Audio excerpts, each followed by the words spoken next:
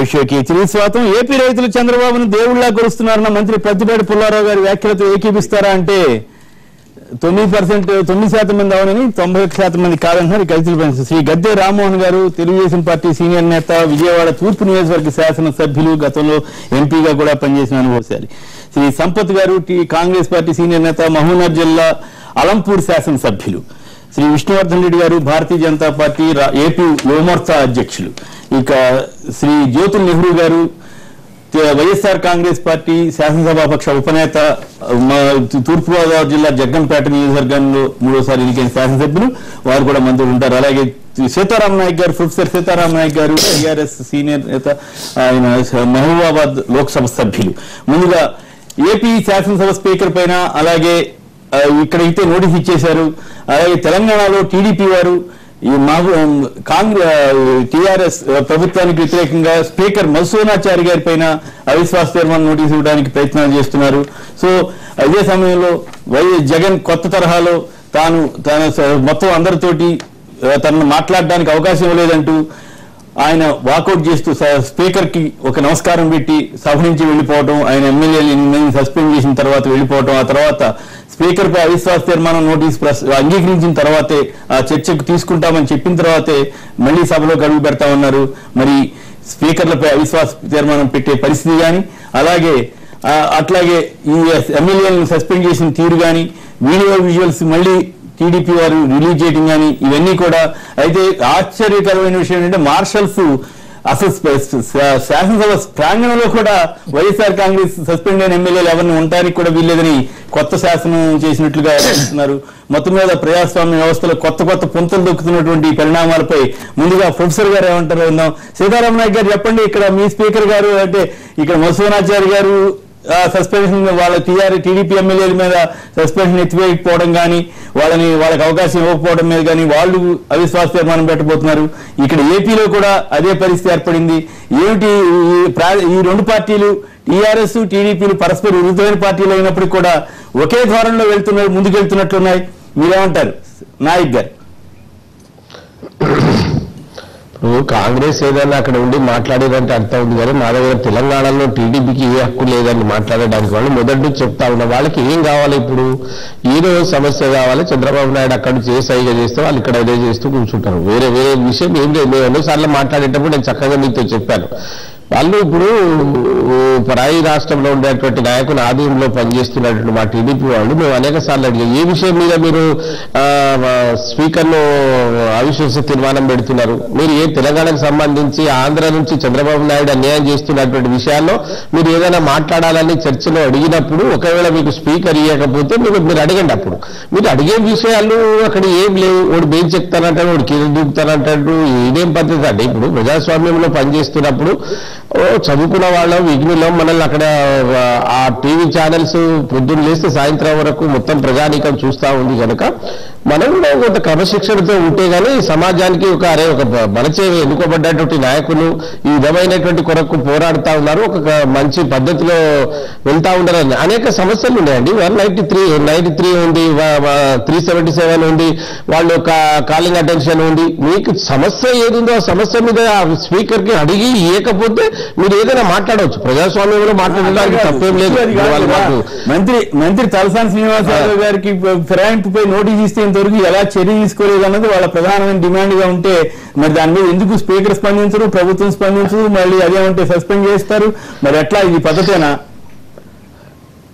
సరే, కొమరేరు గారు ప్రజాస్వామ్యంలో వీళ్ళకి ఒక సౌకర్యం ఇచ్చింది. నేను మొదటి రోజే చెప్పాను, నేను ఇటువంటి మాలాంటి ప్రొఫెసర్లు మరీ ఇంత పాఠాలు చెప్పినటువంటి వాళ్ళని ఈ అన్యాయం ఎక్కడ జరిగితే అక్కడ దాన్ని ఎదుర్కొని మాట్లాడేటువంటి వాళ్ళనే ముందే చెప్పినాను. మనకు తెలంగాణ రాష్ట్రం వచ్చిన తెలంగాణ రాష్ట్రం కొరకు అప్పుడు కాంగ్రెస్ నాయకులు ఎంతమంది రాజీనామా చేశారు, టీఆర్ఎస్ వాళ్ళు ఎంతమంది రాజీనామా చేస్తే 5 సంవత్సరాలు లాక్కొచ్చారు కదా. అప్పుడు నేను రూల్స్ ఇప్పుడు ఎందుకు మాట్లాడతారు వీళ్ళు? ఆ రోజున ఎందుకు మాట్లాడలేదు? అంటే ఒక దారి ఉంది, ఇంతకుముందు ఒక అవకాశం ఉంది కనుక దాన్ని పట్టుకొని లాగుతా ఉన్నారు. అదే ఆ రోజున ఏదైనా చట్టం అయితే వీళ్ళు వచ్చేవాళ్ళు కాదు కదా. అట్లా కాదు కదా, మీరు మీ ఇబ్బంది నాకు అర్థమవుతుంది. కానీ ఒక వేరే పార్టీ ఆయన్ని మంత్రిని చేసి ఆయన మీద చర్య తీసుకోవాలంటే ఆయన సీట్ ఎక్కడ కేటాయించారని అడిగితే సమాధానం చెప్పకపోతే అది స్పీకర్ కూడా, అది స్పీకర్ వ్యవస్థ కూడా అప్రతిష్ట కాదంటారా? ఇప్పుడు వాళ్ళ పరిధి ఏదైతే ఉందో అది నిర్వహించాలండి. ఏ స్పీకర్ అన్నా కానీ ఏ పార్టీకి, ఇప్పుడు మా పార్టీ అధికారంలో ఉన్నదాన్ని కాదు, కానీ స్పీకర్ దగ్గర కొన్ని వాళ్ళ దగ్గర చట్టాలు ఉంటాయి, వాళ్ళు దాన్ని బట్టి వివరించి మాట్లాడవలసిన అవసరం స్పీకర్కు ఉంది. దాటేస్తే ఇవాళ దాటేస్తాం, రేపు దాటేస్తాం, కోర్టులో దాటేస్తామా? కోర్టు ఇప్పటికీ ఆల్రెడీ ఒకసారి వాళ్ళకు నోటీసులు ఇష్యూ చేసిందనే సంగతి తెలుసు. వెంటనే ఆయన మీద ఆయనకు సీట్ అయినా కేటాయించాలి, లేదా మంత్రి వేరే పార్టీ నుంచి వచ్చినటువంటి వాళ్ళు కనుక రేపు ఎమ్మెల్సీ దాంట్లో ఇస్తామనేటువంటి ఒక ఆలోచన ఉంది. ఆ పద్ధతిలో ముందుకు కొనసాగుతున్నట్టుగా నాకు మా ఆలోచన కాదు, స్పీకర్ ఆలోచన, స్పీకర్ పార్టీకి ఆలోచన, స్పీకర్ నడిచిన స్పీకర్ ఎందుకండి స్పీకర్ స్థానంలో స్పీకర్ సందేహాలు వస్తున్నాయి ఉద్దేశం చెప్పేసి. ఒక్క నిమిషం అండి. జ్యోతి నెహ్రూ గారు వైఎస్ఆర్ కాంగ్రెస్ పార్టీ శాసనసభాపక్ష ఉపనేత, జగ్గంపేట శాసనసభ్యులు వారి లైన్ లో వారు సిద్ధంగా ఉన్నారు.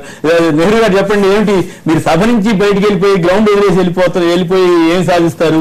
మరి మీ ఎమ్మెల్యేల సస్పెన్షన్ వీటన్నిటి మీద మీరు అనుచిత ప్రవర్తన అంటూ మరి స్పీకర్ గారు ఆవేదన చెందుతున్నారు, దానికి ఏం సమాధానం చెబుతారు?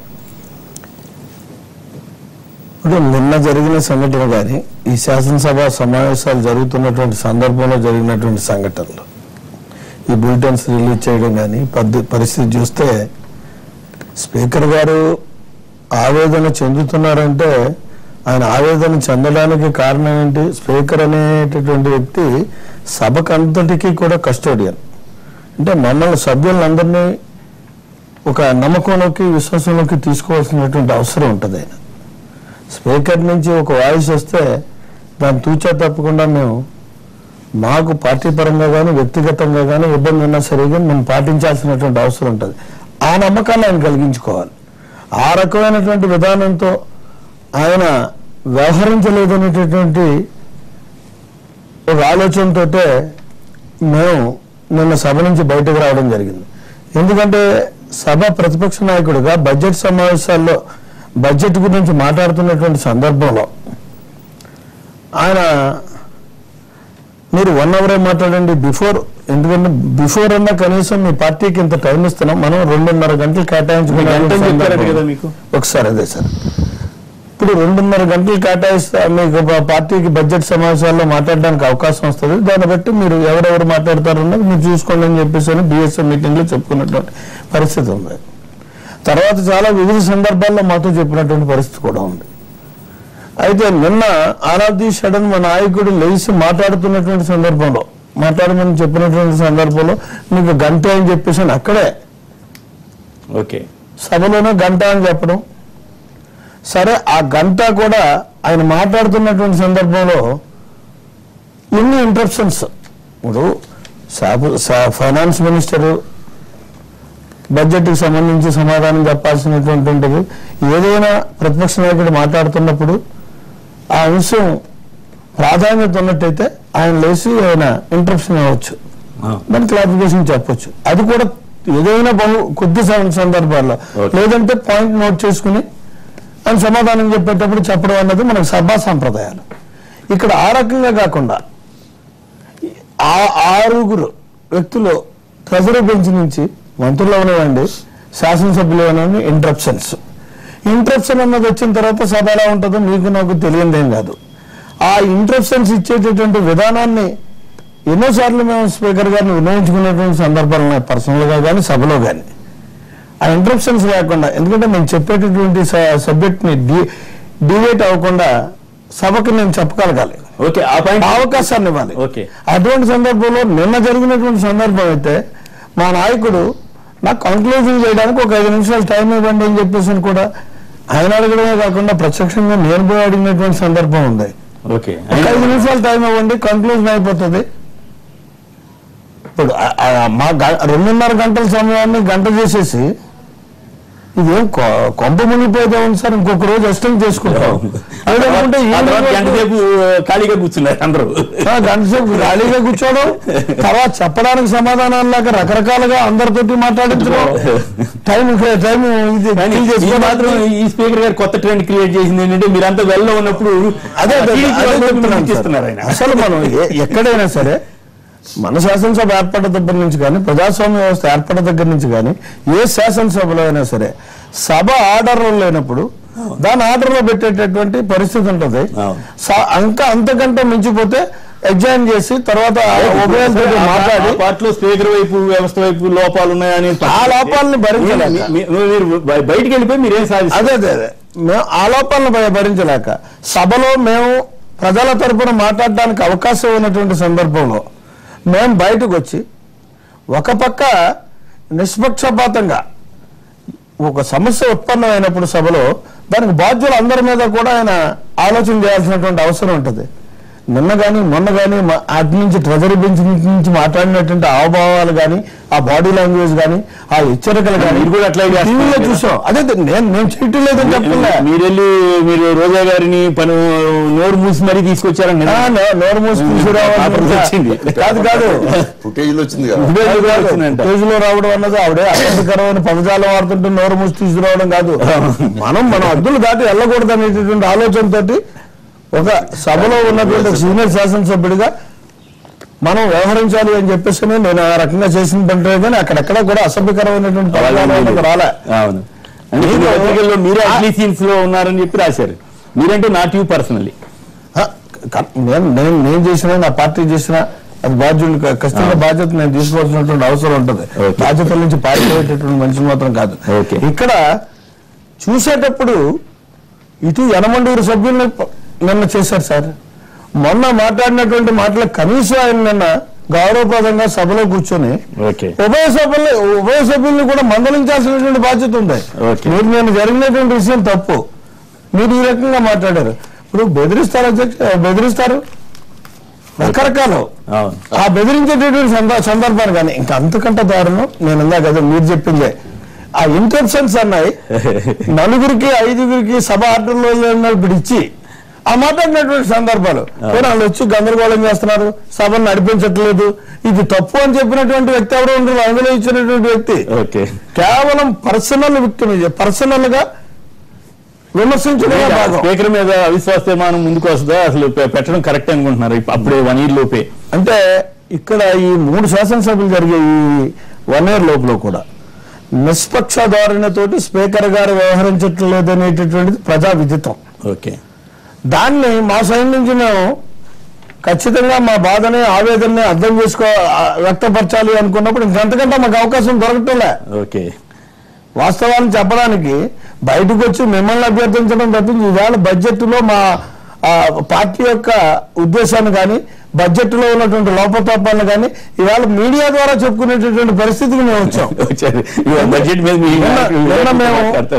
నిన్న మేము బయటకు రావడానికి కూడా ప్రజలకి దీంట్లో ఉన్నటువంటి గ్రావిటీ ఏంటి, ఒక శాసనసభ్యులు బాధ్యత కలిగినటువంటి శాసనసభ్యులు అందరూ యావత్తుగా ప్రధాన ప్రతిపక్షం అక్కడ మాట్లాడిన ఉన్నటువంటి పరిస్థితుల్లో స్పీకర్ ఏకపక్ష ధోరణికి నిరసనగా మేము నిన్న బయటకు రావడం జరిగింది. దాని మీద ఖచ్చితంగా రాష్ట్ర ప్రజానికి చర్చించుకుంటారు. ఎవరిది కరెక్ట్ ఎవరిది కాదనేది చూద్దాం. వీరభద్రులు గారు ఆలూరు నుంచి లైన్ లో ఉన్నారు. వీరభద్రం గారు మీరు చెప్పండి, వైఎస్ఆర్ కాంగ్రెస్ పూర్తిగా బాయ్కాట్ చేయటం కరెక్టేనంటారా, లేదు స్పీకర్ అవిశ్వాస తీర్మానం పెట్టడం కరెక్టేనా? రెండు శాసనసభల్లో కూడా అక్కడ ఉన్న అందరికి పెద్దలకు మీకు అందరికీ నమస్కారాలు. ఈ అసెంబ్లీ తీరు జరుగుతున్న వ్యవహారం అయితే చాలా దారుణంగా ఉంది. నేను ప్రజెంట్ నేను కాంగ్రెస్ పార్టీ వాదిని, సార్ ఆలూరు తాలూకా సెక్రటరీని కాంగ్రెస్. కాకపోతే నాకు పార్టీతో సంబంధం లేదు. చంద్రబాబు నాయుడు ఏదో చేస్తారు ఎన్నికల్లో అని అనుకున్నాం, కానీ అది ఎండగట్టే ప్రతిపక్ష నాయకుడిని ఈ రకంగా నోరు మూపడం అనేది ప్రజాస్వామ్యంలో చాలా దారుణమైన విషయము. ఈ విషయాన్ని మేమైతే ముక్త కంఠంతో ఖండిస్తున్నాం. ప్రతిపక్షం ఏదైనా సరే ఈ రకంగా స్పీకర్ గారు ఏకపక్ష నిర్ణయం తీసుకోవడం మంచిది కాదు. ఇప్పుడు వైఎస్ఆర్ పార్టీ వాళ్ళు తీసుకున్న యొక్క నిర్ణయము సబబే అని చెప్పి నాకైతే నా సొంత నిర్ణయంగా నేను భావించి చెప్తున్నాను. గతంలో